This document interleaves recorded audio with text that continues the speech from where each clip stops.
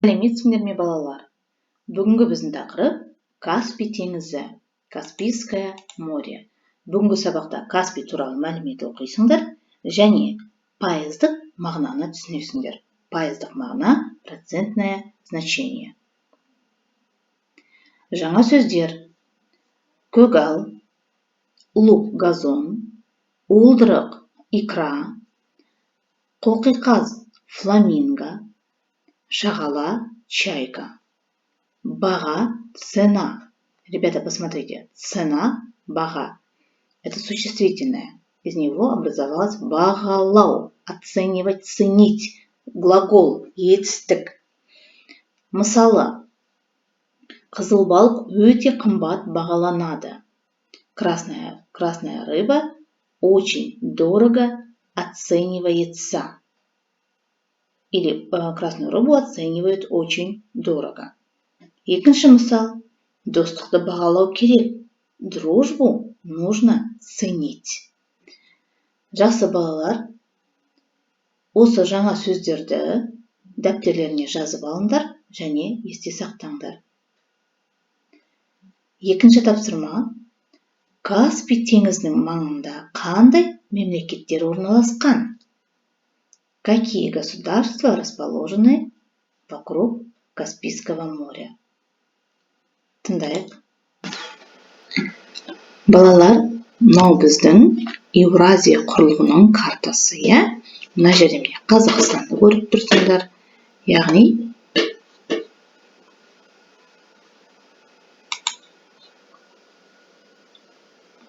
Қазақстанның Каспий теңізі. Яғни бұл жерде тек қана Қазақстан емес, Түркменстан, Иран, тағы да Ресей, Әзірбайжан мемлекеттері Каспий теңізімен шекараласады екен, шектеседі, иә? Соның мына жерде бізде Каспий теңізі. Міне қараңдар.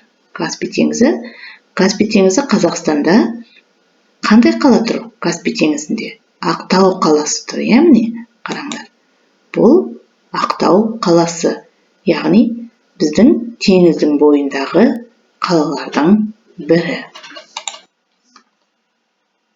Енді балалар, жаңа біз карта бойынша көрдік. Каспий теңізін жағалайтын мемлекеттер ол Ресей, Қазақстан, Түркменстан, Иран және Әзірбайжан. Енді мынандай мәліметтік информация.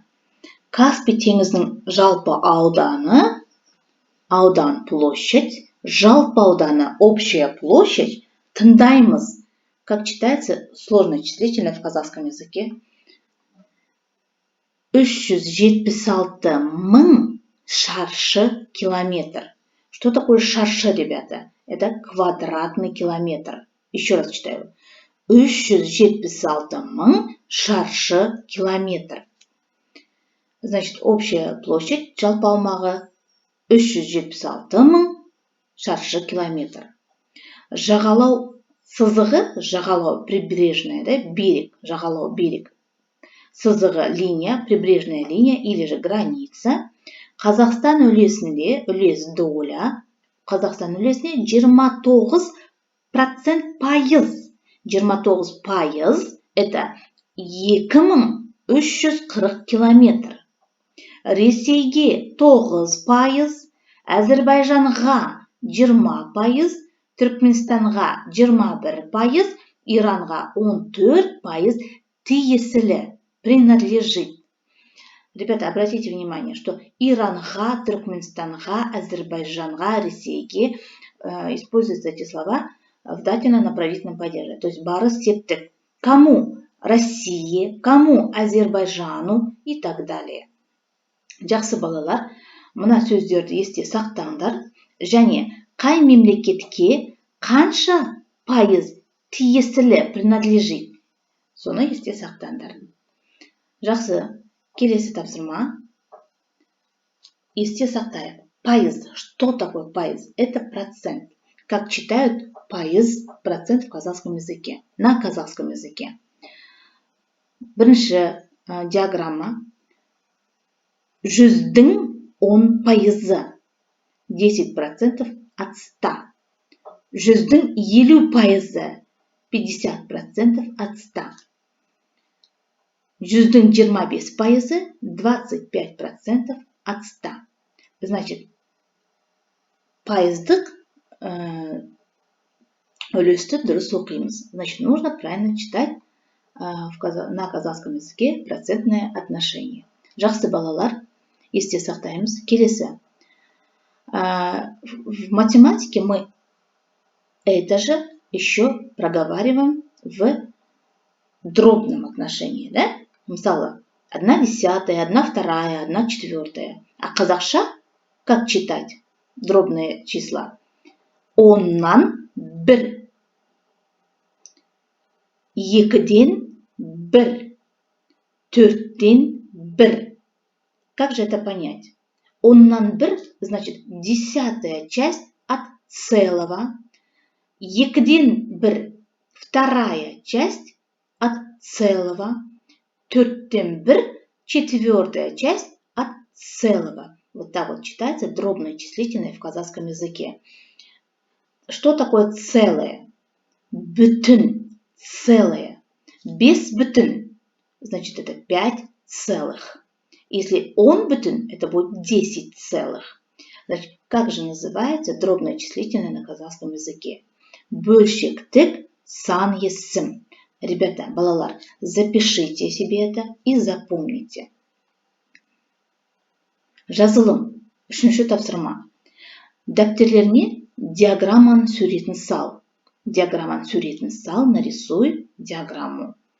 Пайыздық көрсеткіштерді шамамен белгіле. Приблизительно нарисуй пайыздық көрсеткіш. Процентные показатели. Үлгі. Вот пример, да? Үлгі. Как показывать по диаграмме процентные отношения. Әр мемлекет атауын жаз. Мемлекет атауы, название государства. Жаз, запиши. Міне, көрдіңдер ме? Және пайыздық үлесті жаз. И запиши процентные отношения. Міне, мынандай диаграмма саласындар дәптерге. Тетради нарисуйте диаграмму. И мына сурет бойынша пайыздық өлшемді белгілейсіңдер. Указывайте на диаграмме процентное соотношение. Записывайте государство и процент, пайыз. Бұл сендердің үй тапсырмаларың. Оқиық. Давайте прочитаем. Ребята, 4-ші тапсырма. Мәтінді шолып оқы. Прочитай текст. Ребята, здесь очень легкий текст. Все слова нам знакомы. Они встречались у нас в предыдущих уроках. Поэтому читаем текст, стараемся текст понять без перевода. Но кое-где я вам буду помогать. Мен Ақтауда тұрамын. Ақтау қаласы Каспий теңізінің бойында орналасқан. Расположено.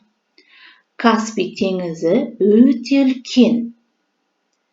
Теңіз солтүстіктен оңтүстікке қарай 100-200 километрге созылып жатыр. 1200 километрге созылып жатыр. Смотрите, созылып жатыр. Протяженность Каспийского моря солтүстіктен с севера оңтүстікке на юг 1200 километр. 1200 километров. Каспий теңізінде балықтардың көптеген түрлері бар. Көптеген түрлері, множество видов.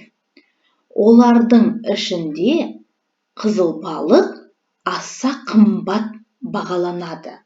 Это предложение у нас встречалось. Оның қара уылдырығын өте қымбат бағаға сатады. Қара уылдырық, черная икра. Сатады, продают. Қымбат, дорого.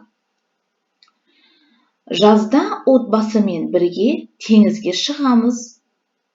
Выезжаем. Куда? Теңізге. На море.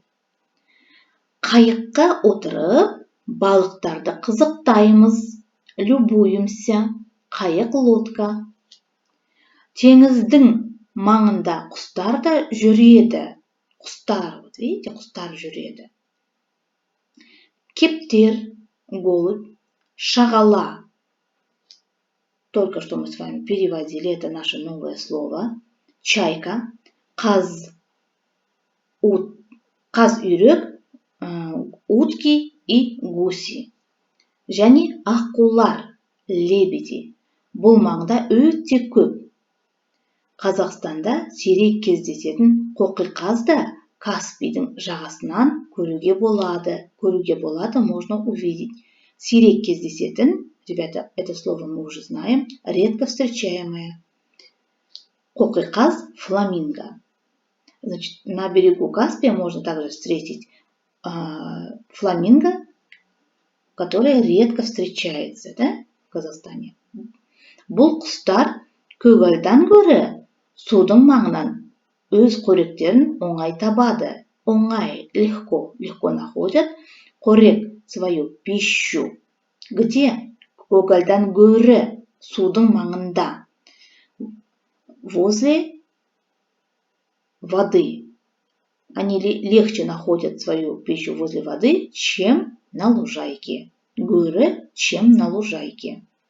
Отбасымызбен құстарға жем бергенді ұнатамыз, любим, нравится. Давать жем, корм. Теңіз жағасын қоқыстан тазалау жұмыстарына қатысамыз, участвуем, тазалау, чистить. Ребята, мәтінді өздерің бір рет оқып шығыңдар. Постарайтесь понять без перевода текст. Жақсы, келесі тапсырма.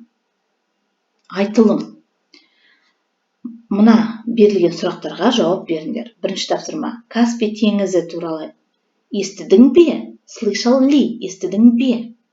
Каспий теңізі Қазақстанның қай аймағында орналасқан? Аймақ, территория. Это мы тоже знаем. Батыс Қазақстан, шығыс Қазақстан,